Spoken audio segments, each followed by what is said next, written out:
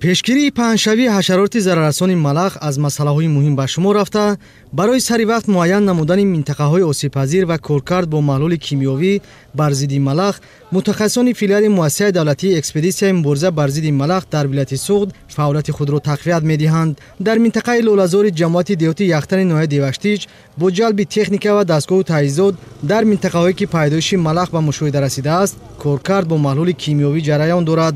гурӯҳи корӣ бо раванди корҳо ҷиҳати несту нобуд намудани малах, пешгирии паҳншавии ин ҳашароти зараррасон шинос шуданд. тибқи иттилои масъулин дар натиҷаи мушоҳидаи баҳорӣ аз ҷониби мутахассисон дар шаҳру ноҳияҳои вилояти Суғд аз ҷумла ноҳияҳои Деваштич, Спитамен, Мастчоҳ, Зафаробод, Бобоҷон Ғафуров, шаҳрҳои Истаравшан, Конибодом, майдони мушоҳидаи малах дар умум 9574 гектарро дар бар мегирад.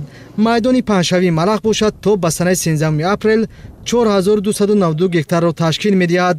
масъалаи эмин нигоҳ доштани зироатҳои кишоварзӣ аз касаливу ҳашаротҳои зараррасон аз ҷумла малах яке аз масъалаҳои муҳим ба ҳисоб рафта, бо дастгирии мақомоти иҷроияи ҳокимияти давлатии вилояти Суғд, вазорати кишоварзӣ ва мақомотҳои маҳаллии ҳокимияти давлатӣ корҳои пешгирӣ аз паҳншавии ҳашароти зараррасони малах идома дорад.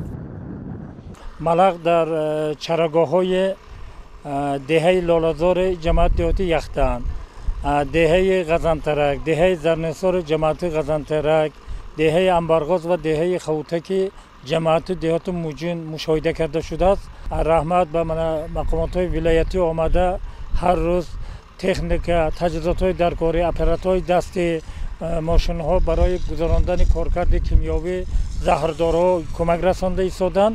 кӯшиш истодем ҳозир дар деҳаи лолазор беш аз 600 гектар майдон коркарди кимиёвӣ гузаронда шудааст ва ин идома дорад, чунки ҳар рӯз гурӯҳҳои корӣ дар чарогоҳҳо шуда ҷойҳое ки малах аллакай тухм баромада паҳн шудааст, дар фаза дар марҳилаи якум несту нобуд карда истодаем.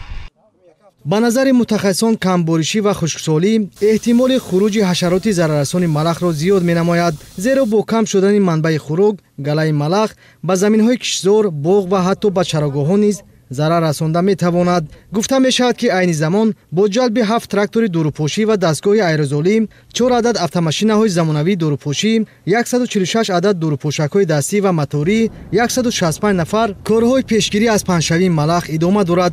то ба санаи 13 апрели соли равон дар шаҳру ноҳияҳои вилояти Суғд дар майдони умумии 2073 гектар коркарди кимиёвӣ бар зидди малах гузаронда шудааст. аломати сурх нишонаи он аст ки дар ин мавзеъ аз ҷониби мутахассисон бо мақсади пешгирии хуруҷи малах бо истифода аз маҳлулҳои кимиёвӣ корҳои безараргардонӣ анҷом дода шудааст ва ҳадди аққал 10 рӯз дар ин мавзеъ чарондани чорвоқ қатъиян манъ аст.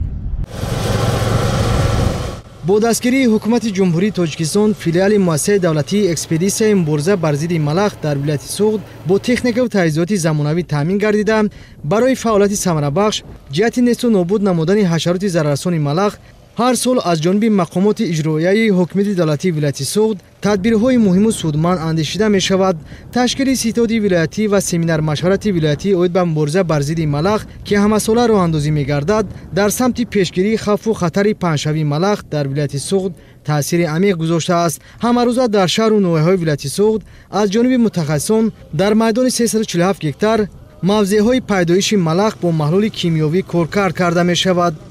филиали экспедитсияи мубориза бар зидди малахи вилояти Суғд наздик ҳар рӯз ҳамроҳи мо дар инҷа кор карда истодааст. шабонарӯзӣ кор ташкил карда шуда ки ҳар рӯз дар ҷамоати яхтан коргаро, мутахассисо кӯмаки худро расонда истоданд, ҷиҳати кӯмаки таҷҳизотҳо, заҳрдориҳо, техникаҳо сафарбар карда шуда истодааст. тибқи иттилои мавҷуда дар ҷаҳон беш аз 20 000 намуди малах сабт гардида, дар Тоҷикистон тақрибан 130 намуди он во мехӯрад. мутахассисон мегӯянд ки бо тағйирёбии иқлим ва гарм хушк омадани фасли зимистон пайдоиши малах бештар мегардад. гуфта мешавад ки галаи малах метавонад дар як шабонарӯз беш аз 30 километр роҳро тай намояд ва ба майдони боғу кишзор, чарогоҳҳо зарари ҷиддӣ расонад. аз ин хотир дар вилояти Суғд барои пешгирии паҳншавии малах муборизаи дастаҷамъӣ ба роҳ монда шуда, тамоми кӯшишҳо бар он равона шудааст ки заминҳои кишзор, боғ ва чарогоҳҳо аз ҳашароти зараррасони малах эмин нигоҳ дошта шавад.